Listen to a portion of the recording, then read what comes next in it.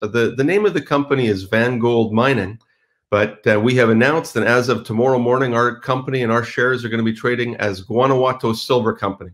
Obviously, we're very excited about that change, and Guanajuato Silver better reflects the nature of the company and what we're doing. Guanajuato is a famous old Mexican mining town, and we are active there, and I'll tell you all about that. And we are going to be producing silver and gold in the fourth quarter of this year.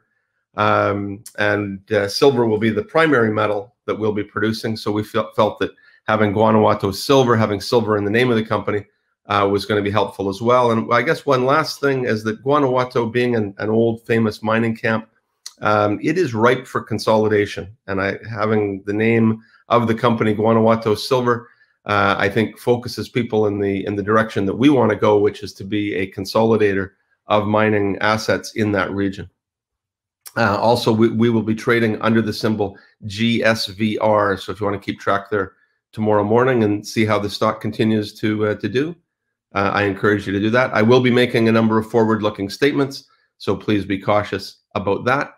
I'm going to try to frame the presentation here this morning for people who maybe don't know too much about VanGold and about the journey that we've had over the last year or so in getting to the place that we are. And then I'll tell some people, a little bit about what some of our future plans are as well. 6 months to production is what we like to highlight on this particular slide, and I do like to talk about that. In our business these days, people like to brag about being 3 years or 5 years even to production. We have a ready mill that is hungry for additional material. We are refurbishing that mill currently, and that's from a transaction that we did with Endeavor Silver, buying the El Cubo mine and milling operation, something that we closed in April of this year. But we're about 6 months away from production, less now, more like 4 months. I was just in Guanajuato for 3 weeks up until a couple of weeks ago. And I can tell you that the team there is adamant that by the fourth quarter, we will be putting material through the mill. A 7-year mine life with our PEA. So when we bought El Cubo from Endeavor Silver, there were a lot of people who thought, well, the resources there must be dried up. Bear, the US-based engineering firm, did a PEA for us, and I can tell you there is ample material there, and they phrase the whole PEA looking at a 7-year mine life with indicated and inferred mixed together. I know we're not supposed to do that exactly, but broadly speaking, about 27 million ounces of silver equivalent. A dedicated management team. I'll come to that towards the end of the presentation about who we are and all of the quality people, mostly Mexicans, who have been drawn towards these sets of assets and this company over the last little while. And I do want to mention Guanajuato. Of course, we're going to proudly wear that as our name, as our moniker now. But Guanajuato has a long-lived, storied 480-year mining life. There was Spanish people smart enough to figure out that there's high-grade silver and gold there within 60 years of Columbus sailing. So I think that really says a lot. But also Guanajuato it's a beautiful city. It's a city of about 150,000 people in the state of Guanajuato. It is a UNESCO World Heritage Site. So if you go down into the Old Town area, it's kind of like walking around an old town in Spain or in Italy. There's good restaurants, there's cafes, parks. It's a lovely place, and it's one of the reasons why we can attract so many quality people to the company to work there. The lifestyle affords itself to be able to draw very good people to the company. You can see the regulatory halt for our fundamental transaction from the venture exchange. So through that period of time when the stock wasn't trading, we raised about 17 million Canadian dollars in equity. The stock came back to trade when we closed the transaction with Endeavor Silver, and people have been enjoying this story and what our plans are to refurbish this mill and be Mexico's next silver producer by the fourth quarter. Currently, we've got a little bit over $7 million in the treasury, and we'll be commenting on our financial position in a news release that further announces the name change at the close of business today. We have, in just the last couple of weeks, announced a closing at least the paper closing of a silver and gold loan for $7.5 million US. That number translates into a little over 9 million Canadian dollars. So in total, corrected to Canadian dollars on this slide, we will have access to about 16 million Canadian dollars in order to refurbish the mill and do whatever development work is necessary to begin mining in the fourth quarter. Just one other, or a couple of other points about the silver and gold loan. So the way that this works, this is a transaction that we've done with a European family office who has offices in Geneva and Paris. We will draw down on a date of our choosing within the next 90 days, $7.5 million US. On that day, we will make note of where the price of gold and silver have closed in London, and then take a 15% discount from that. We get a 6-month grace period where we do not have to pay back anything. And then we pay back the loan in 12 equal monthly installments in silver and gold based on that known silver and gold price when we draw down the money. So, you know, obviously there's a discount to the price of gold and silver at that time. That's how our friends in Europe make their money. But there's no other attendant fancy early drawdown, extra payments, warrants, bonus shares. There's none of that stuff. It's a simple loan, repayable in silver and gold after that 6-month grace period. So for us, you know, we think that that works really well. And in fact, if you look at the strength in the price of silver and gold over the last 90-day period, I can make the argument that if you use as a denominator the price of silver and gold 90 days ago, we're not actually paying any interest for the loan. So we think that it works very well for us, and that's the kind of the nuts and bolts about getting that additional money. So who are our shareholders? After the transaction with Endeavour Silver, Endeavour becomes our largest shareholder. So we gave them a block of shares, which at the time equated to $5 million US worth of our shares as part of the $15 million US purchase price of El Cubo. So they end up with about 11% of our company. Mermacan is a Connecticut-based silver and gold precious metals fund controlled by Dan Oliver. Dan is also on our board of directors, so very supportive, very helpful. Dan and I have been friends for about 8 years or so, and he's been instrumental in the success so far of VanGold, and certainly will be of Guanajuato Silver. Other directors of the company own about 7% of the company, and that a large portion of that is me. VBS is a family office from Australia. They are sometimes billed as Australia's wealthiest family. They've also just, over the last couple of years, put a gold mine back into production in Australia. So they do have a team of mining experts that can do a deep dive on situations like ours, which they have done, and they are comfortable and happy owning currently about 5% of the company. And then there's a fellow named Eric Sprott, who they tell me also knows a great deal about mining, and he participated in the last private placement as well. So it's always great to have Eric on board and being supportive of what you're doing. Here is a couple of pictures of what we bought from Endeavour. So it's called El Cubo. Here you get a good look at the office complex, the mill complex, where the trucks come in to dump the ore. And on your right-hand side is a picture of the mill that I took in November when we were there with Bear Dolbear. And you can see the mill itself is in excellent shape. Endeavour Silver closed this mill in November of 2019. That is when silver prices were about $16. But it goes a little bit further than that, you know, because I get the question all the time, well, why would Endeavour part company with this? Just to put the whole thing into perspective, Endeavour paid $200 million US for this asset in 2012. They paid $100 million US in cash and $100 million in their shares. We, on the other hand, pay $15 million US for it in total, and that includes the block of shares that we've given to Endeavour. From Endeavour's perspective, what they were trying to do, they not only paid $200 million for it, but they spent $30 or $40 million on the mill and expanded El Cubo to the point, I think, of its inefficiency. So you can build a 1,500 ton a day mill, which is what this is, but the mine itself, though an excellent asset, and though an asset that has been producing on and off, but mostly on for about 200 years. It is a typical Central Mexican epithermal system. The veins are 1 meter or 1.5 meters wide. They're good grade, but they're narrow. And so trying to develop 1,500 tons per day from this asset was very difficult over the years for our friends at Endeavour. They decided that it would not move the needle for over $1 billion market cap company at this point, and therefore they were looking around for a purchaser. For us, in combination with our other assets in the area, especially El Penguico, which is only about 5 kilometers in a straight line from Cuba, and it's about 8 kilometers maybe by road. So the combination of the two assets, what we're able to do is not run the mill at 1,500 tons a day, but rather run it at 750 tons a day. Moreover, we'll be taking material both from El Cubo and from Penguico.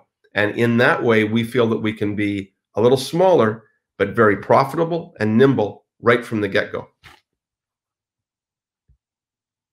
So let me go on. Let me just discuss the resources that we have in front of us. This is from our PEA, again, that was done by VanGold just a few months ago. This is a resource from our El Penguico asset, which again is just 5 kilometers away in a straight line from El Cubo. VanGold did not give us very much credit for some of the material that we have at Penguico, and I'll discuss that a little bit further when we get to the slides on Penguico. But most of the material that we see in site that's good grade, readily available, is at El Cubo.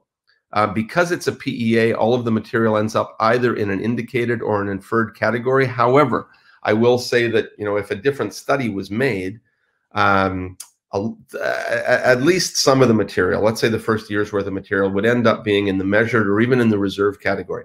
Some of the material has been blasted already by Endeavour and remains unmucked at the bottom of an open stope. When I was there a couple of weeks ago, on several occasions, you know, we got into pickup trucks. It's a big mine.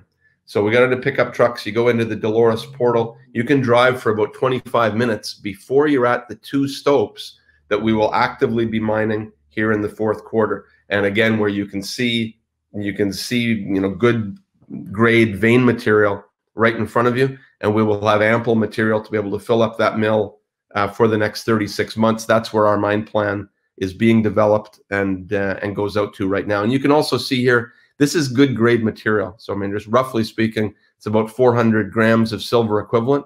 And with silver at 27, 28, God willing, maybe $29 an ounce, we can make very good money on this resource. So this shows, everything in blue here shows a claim map of all of the claims that we managed to buy from Endeavour in this transaction. So in total, we now have about 7,000 hectares within the Guanajuato area. It makes us the 2nd largest claim holder in the Guanajuato area after Fresnillo. And I guess just a couple of other comments on that. You know, for the $15 million that we spend, not only do we buy the mill and the mine and the resource, but we also get these 7,000 hectares in one of North America's longest lived precious metal camps. I think that in a different marketplace at a different time, just the land package might sell for $15 million. So we're excited about that. We continue to ramp up in our personnel in Guanajuato. Mostly that's focused with mining engineers, metallurgists, process people, getting ready to process material through the mill in the 4th quarter. But we are also adding in a steady way geological help, because I feel that the way that to make this company the most sustainable possible is to continue to explore, and to explore in a diligent fashion. You know, we always hear about aggressive exploration, aggressive drill programs. I would like to take the tact of doing this, doing exploration more slowly, more thoughtfully, in order to get the best bang out of your exploration dollar. So I want to switch over to the Penguico project, the Penguico property, again, very close to El Cubo. Penguico has a really cool, interesting, unique history all of its own. It was in production about 110 years ago, and at the time it was the highest grade mine in the region, which, at that time, I think there were about a dozen different mines that were operating in the region. So that really is saying something. My favorite image up here, the choo-choo train image in black and white, that is from the 1909 annual report of the Penguico Mines Company, listed on the New York Stock Exchange. So that's pretty cool. They were making a lot of money here, for about a dozen years, up until 1913. The violence of the Mexican Revolution at that time made the mostly American group that was operating the mine at that time go home. And the thing has never really quite had a chance to get up and running again. You can see on this page, or on this photo, in the black and white photo, in the top right-hand corner, a waste pile. And it was waste 110 years ago. You can see a more modern picture. This shot was taken by a drone almost a year ago, when we took 1,000 tons of this waste material and processed it as a bulk sample through Endeavour Silver's other mill in the area called Bolanitos, which is about 28 kilometers to the north of Penguico. We got a lot of information, a lot of data out of that 1,000-ton bulk sample, and it's information and data that is very relevant to our work today. So we were able to determine, sampling a waste pile is always tricky, because you're never really quite sure whether it's going to be ubiquitous, and whether that grade that you find is going to be throughout the whole material. But with a 1,000-ton sample, you get a lot more confidence from that. So with that material, we can be pretty confident that it grades over 100 grams of silver equivalent, which is moderate grade. But as you can see, it's sitting on the side of a road. All we really need is a front-end loader and a 20-ton truck, and we can move the material gingerly the 8 kilometers over to our El Cubo mill.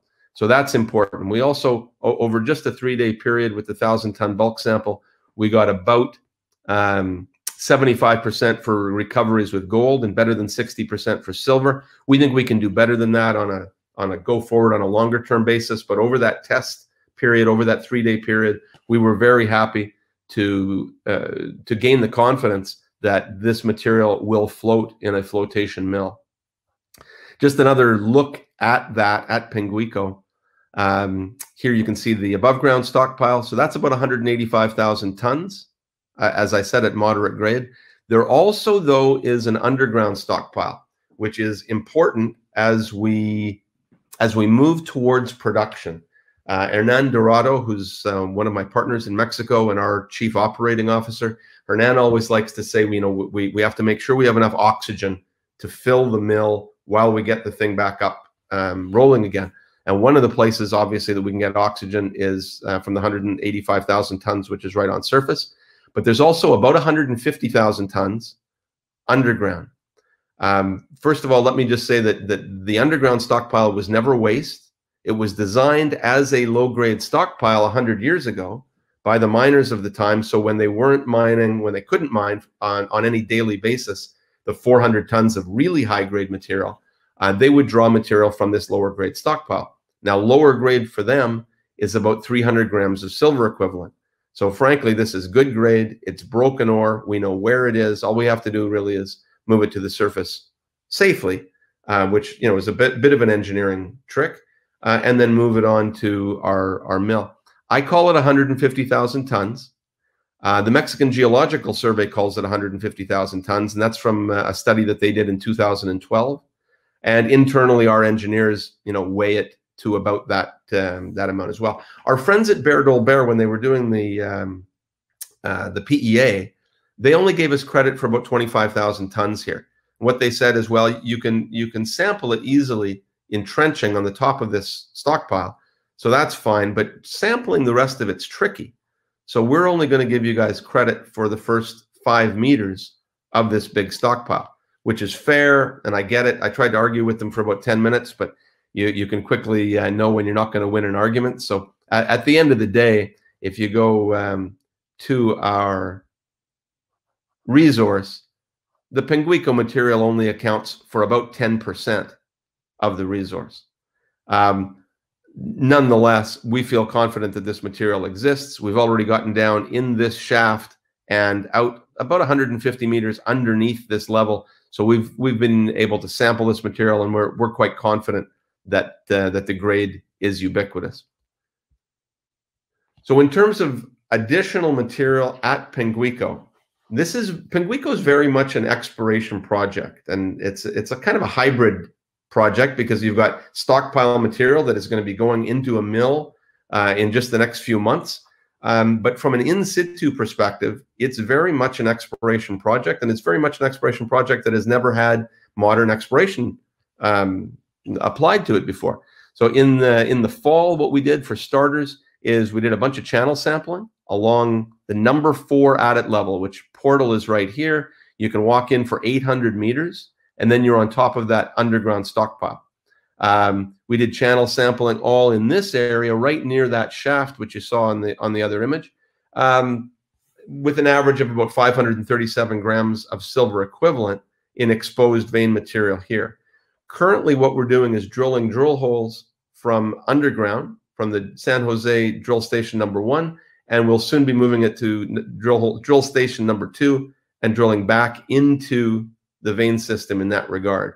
And here you can see we released a first batch of drill results about 5 or 6 weeks ago now. And again, you know, you're going to have some hits and misses with the first ever modern drill program, but nonetheless, you can see very good grade. It's a narrow system, as is typical in Guanajuato and in central Mexico generally, but the grades are very good. And we think that all of this material over the next number of years will, nothing's easy in the mining business, but I'll say relatively easily be moved into our mill again, which is only 8 kilometers by road away. There is a more speculative but big blue sky exploration opportunity at Pinguico. This structure here is called the Veta Madre, or the Mother Vein. And the Mexicans have been mining the Mother Vein in Guanajuato for almost 500 years. They call it the Mother Vein. It's not really a vein at all. It's a regional fault structure that has been impregnated by a very long-lived and powerful epithermal system. Over the centuries, they've taken about 2 billion ounces of silver out of this structure. So this Mother Vein structure was mined directly adjacent to us by Fresnillo from 1972 until 2002. 2002, we had $4 silver. Fresnillo went away. The mill that they were using is still there. And it's been used on and off by different people over the last number of years. This structure, though, was mined to within 250 meters of our claim boundary. So do I think that that structure carries onto the Pinguico claim boundary? I do. I believe that. So did the people in 1906. There were a series of geological reports written in 1906 about Pinguico in favor of the New York Stock Exchange listing, just as we do 43101s, you know, in order to get stock exchange approval today. They had a similar process back then. Here you see engineer John Church discussing the situation, identifying the surface expression of Veta Madre about 5,000 feet to the east, and that it would dip at about 40 to 45 degrees to the west and onto our property. They did not, though, have the ability. They just didn't have the drilling technology to be able to drill a 500-meter hole and to test this structure.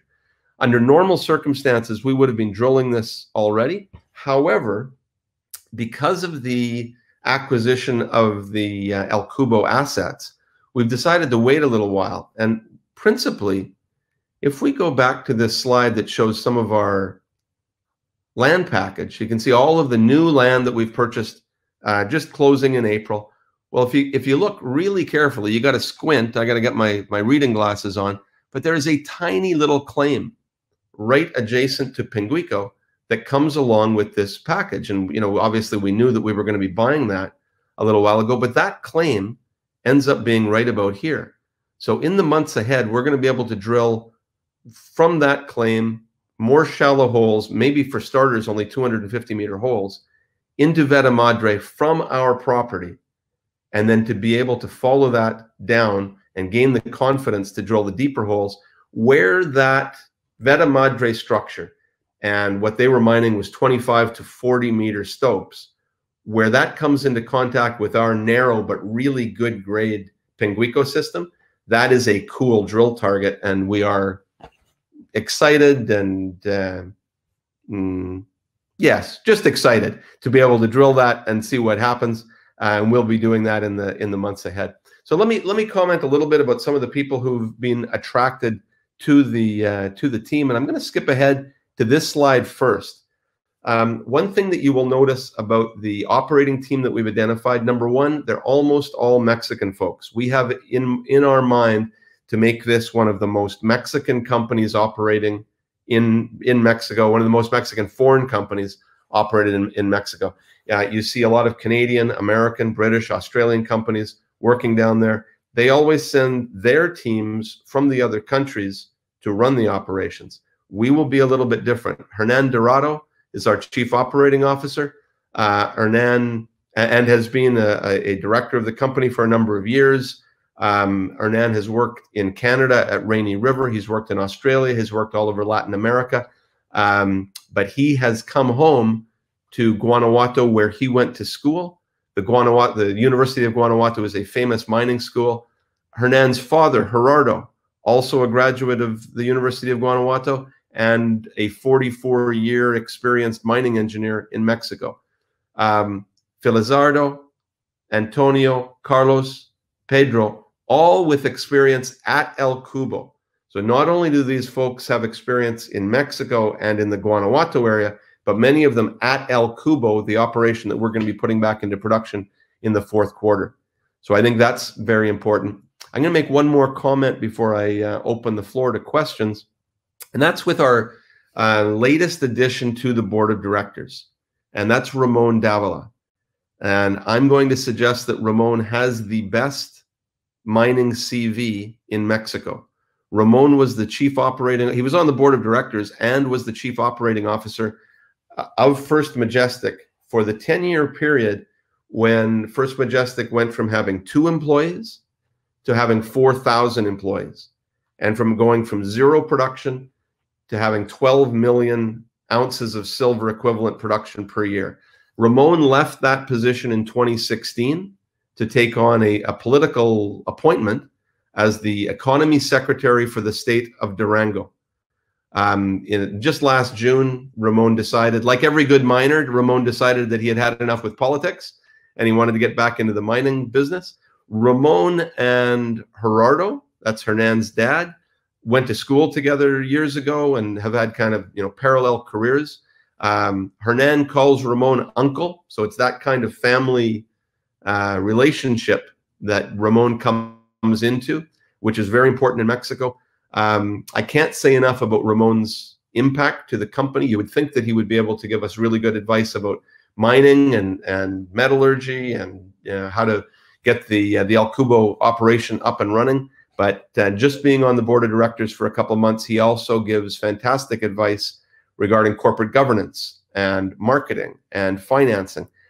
He's a real giant in the Mexican mining space, and he already is, but will become more and more a very important element of what Guanajuato silver becomes. So all of that having been said, I'm going to bring this to a close by saying we also have a board of an advisory board that comprises Tuki Angus, John Bedreski, and Greg Hawkins. I get excellent advice from those guys. And do we have any questions? We certainly do, James. Thank you. That was a great presentation. And I have to say, it's always great to hear from a company that believes in investing in the communities where they operate. So thank you for sharing some of the history in Mexico. And we'll move on to quite a list of questions that have come in. So we're going to start off with, first question would be, understanding the production will begin with lower grade ore to ramp up. How do you see ore sourcing occurring in the first 12, say to 18 months, and a blend of different sources? Yeah. Okay. So great question. When we first got El Cubo, our brains were on the track of, well, we've got this stockpile material right on surface. Let's just use that. That'll be our feed for the first 12 months. However, there's better grade that's readily available at El Cubo. Okay. There's ample material. So within the first 6 months, we will be able to ramp up so that El Cubo is at least half of the 22,500 ton a day monthly capacity that we hope to hit going forward. Mark, I'll make one more comment on that. Mm-hmm. We have a mill that is capable of going 1,500 tons a day. We don't want to exhaust our readily available material. That's too often done with these narrow vein systems. Mm-hmm. There is, however, all kinds of different opportunities within the Guanajuato area. Old tailings facilities, stranded small deposits that are available and we can do business on. And my business partners in Mexico, they have a better angle on doing good deals with local people than some foreign guy that looks like me. So I'm going to leave a lot of that those business dealings to my partners in Mexico who have proven to be very capable at doing that sort of thing. Appreciate the insight there. Thanks, James.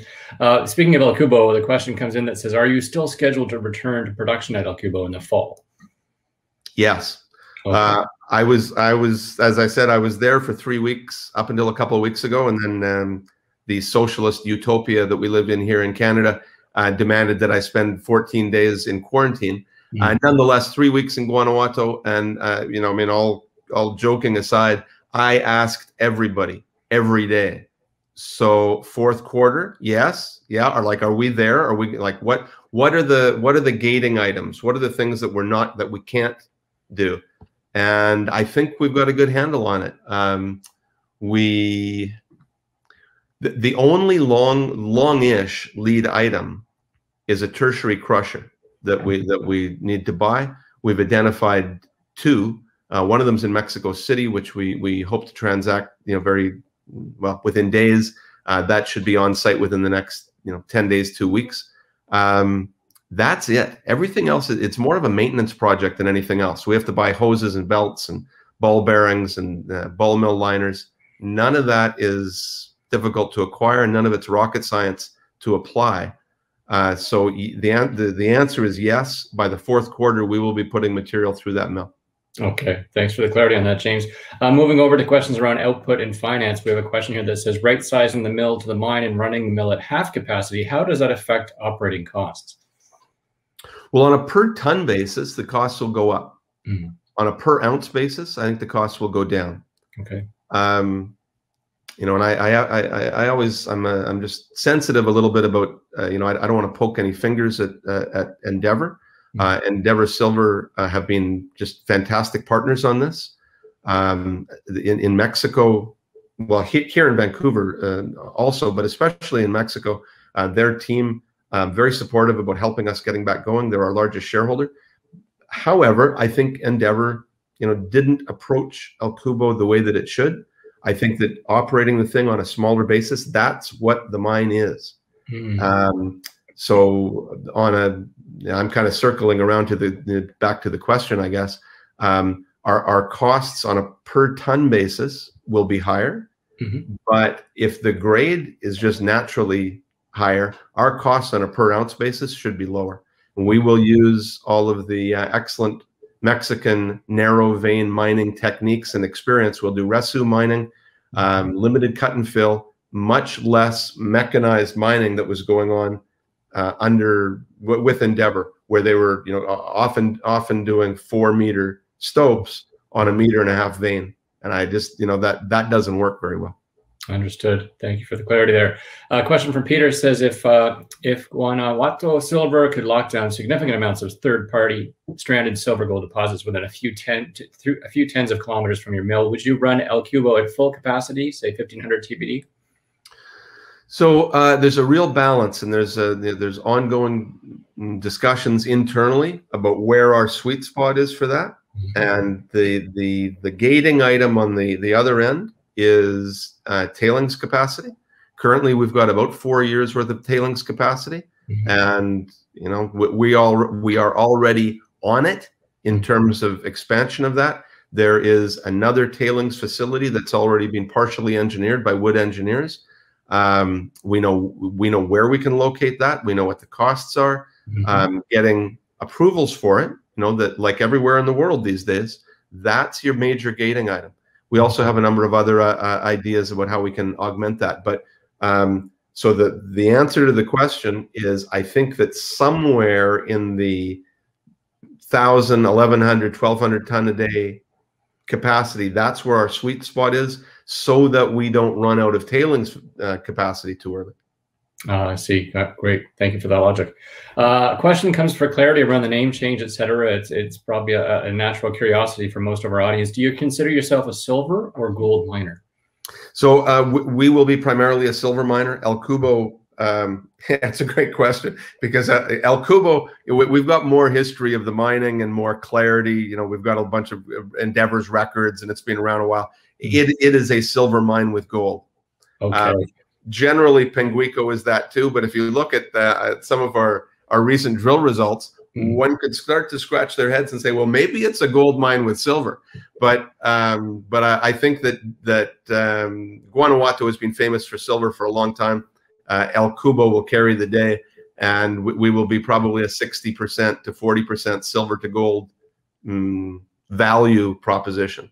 Okay, thank you for that. We've had a great question from Victor sent through saying, can you give a more precise estimate here, James, on when you're hiring contractors to try and intersect with the Veta Madre? I don't know exactly. We've got a drill active right now at Penguico.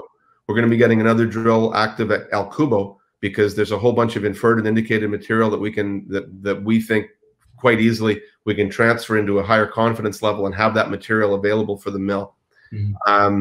There is, sometimes I put this in the presentation, it didn't really happen today, there is an old tunnel. There's an old adit, and by old, I don't mean 100 years old, I mean 25 years old. Okay. That was built, that was tunneled by Fresnillo immediately adjacent to us. And on many of the maps, it looks like it comes right across just the corner of that small claim that we've purchased. If that is in fact the case, we may well be able to drill holes towards Veta Madre on our property from underground. Now we've got to do some more work, and I hope everybody that's listening can appreciate we're doing a whole bunch of stuff, and we just can't do everything all at once. So I don't have a firm date for that, but I'm an explorationist at heart. That exploration target is something that I want to drill. Great. Well, we're certainly happy that your 2-week quarantine expired at that point, but thanks for that, James. Jacques sends in a question around the budget category. How is the 2021 exploration budget divided between El Cubo and Penguico? Well, right. So far, all of the exploration has been spent at Penguico. That will be changing dramatically in the weeks ahead. And at the end of the year, I think you'll look back and say, well, we spent about 60% of our money at El Cubo. Okay. Okay. Thank you. Peter asks a really interesting. I'm sorry, Mark. I mean, just to clarify that, we've got 2 million tons of combined indicated and inferred material. So to be able to target extensions of that, those are relatively simple targets, and we can put material in sight for the mill quite quickly. Thank you for the clarification, James. I appreciate it. Back to Peter, who asks, do you have any sense at this point, James, as to what the mineralization might be like on the 7,000 hectares you picked up near El Cubo? And might it be low or moderate to high grade? Just curious. And he also says, great presentation. I always like to send that feedback. Oh, well, that is very kind. I think that we know that we're in a camp that is a low sulfidation, high grade, narrow vein epithermal camp. I think that extensions of the main Veta Madre break can happen anywhere. I was born in Timmins, and I can tell you that over the decades that I've been alive and prior to that, people's opinions about how far you have to be from the major break, or whether you have to be right on it, or whether right on it is not helpful, those change constantly. And if you look at a map of the mining that has taken place in Guanajuato, one would think that the easy exploration is, well, let's just go to Veta Madre.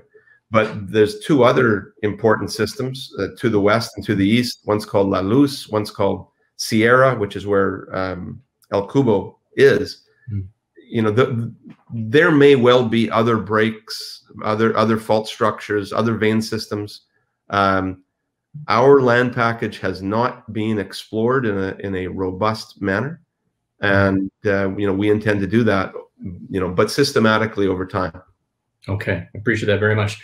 Again, to dip back to the what your approach is with the Mexican community operating in Mexico, a question comes here that asks, is there still a union at El Cubo? Yeah, there is, and we've been in discussions and negotiations with them even prior to our closing the agreement with Endeavor. And I mean, you know, I want to say this sensitively, but the reason why the negotiations are going so well, again, is because I'm not in the room.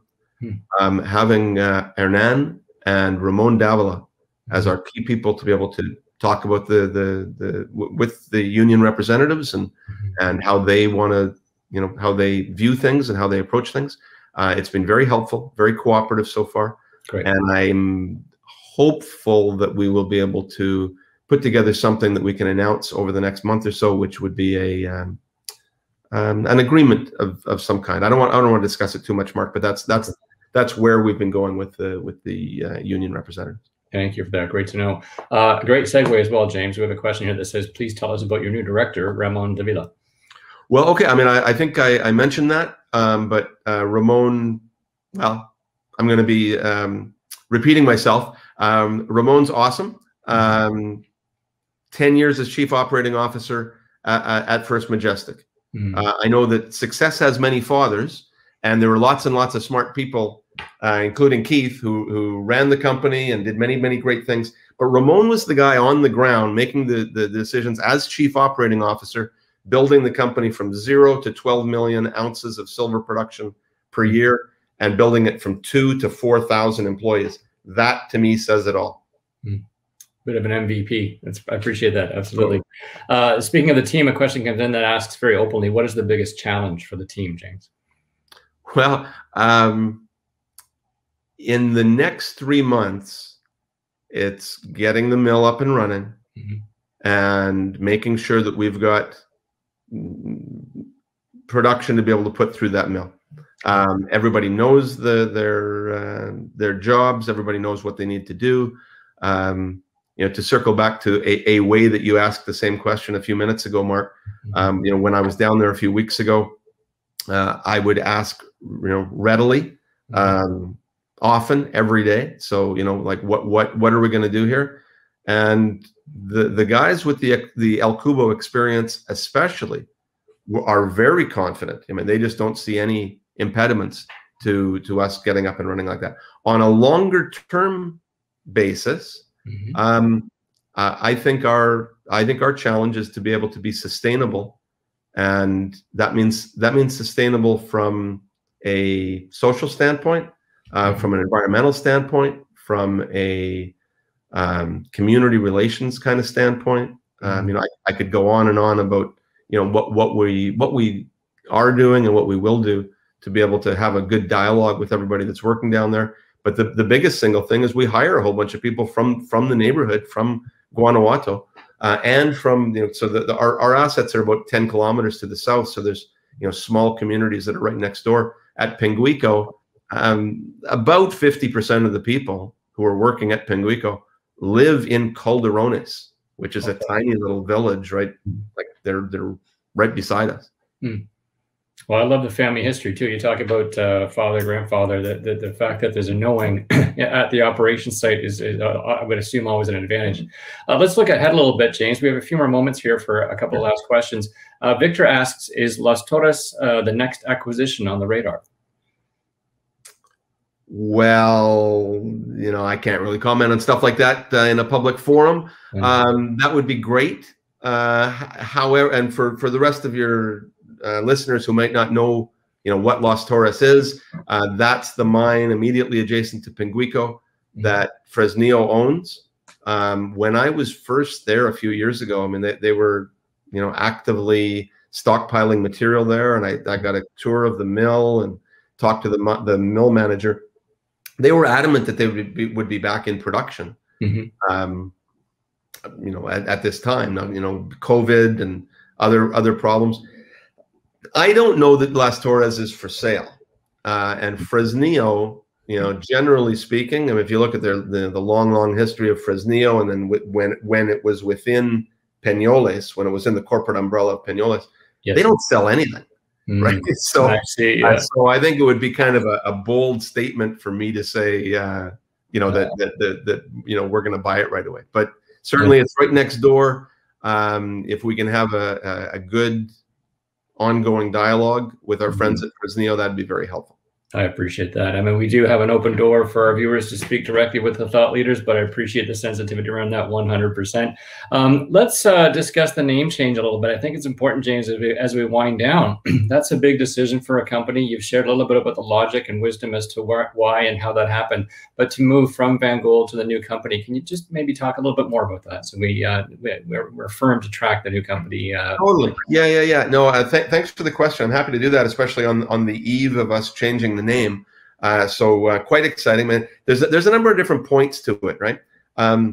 Number one, I can tell you that the folks from Guanajuato and the I'm not sure how many, the half of the people who work for us who are graduates of the University of Guanajuato, they're very happy about it. I mean, they see that as a recognition of the storied mining history. So so that's good. I mean, a couple of other points about it though. So some people have suggested, well, hey, why would you want to change the name for something that North Americans and Europeans can't pronounce? So that's an issue. We have acquired the domain gsilver.com. Okay. So anybody that doesn't feel comfortable saying Guanajuato on a regular basis, we are gsilver. Okay. GSVR is going to be our stock symbol. So I think, that looks like G Silver to me, and you're going to be able to go to our website, gsilver.com. So if you just want to say G Silver, I'm A-OK fine with that. Allow me to make just a couple more comments on that, Mark. Sure thing. Some people think that, being Guanajuato Silver, that's kind of restrictive, maybe, of growing the company. And I like to point out a little company that we've mentioned a couple times called Fresnillo. Yes. Which is named after an even smaller town to the north of us that, again, North Americans and Europeans have a difficult time saying Fresnillo, and it usually comes out Fresnillo. That hasn't stopped that company from becoming the world's largest silver company. They've got a 12 billion pound market cap in London, right? My father was born in Kirkland Lake, and my grandfather was a mine foreman in some of the old mines in Kirkland Lake. Well, there's a company that's been called Kirkland Lake for a number of years. That hasn't, and Kirkland Lake is a tiny little burg, right? Right. That hasn't stopped that company from becoming a major force in gold mining across the planet. And when I was younger, there happened to be a mining company in Canada named after a particularly tiny little place in Quebec, and that company was called Noranda. And you don't get much bigger than Noranda in the mining business. So I think Guanajuato has a lot of strengths. We can be G Silver if you want, and we can, the people behind the company can make it as big and powerful as it wants to be. I appreciate that, James. It's great to hear some of the thought process behind the scenes, and honestly, great kudos to you for honoring where you operate and the Mexican culture at the same time as moving forward with rebranding. So I absolutely see the beauty in that. We're going to wrap things up at this point, James. I want to thank you for all the time and openness. We look forward to seeing where the company goes with this great shift, and I really appreciate your openness with the questions as well. Thank you so much. Thanks for everybody for listening. And Mark, have a great one. We'll see you tomorrow as Guanajuato Silver.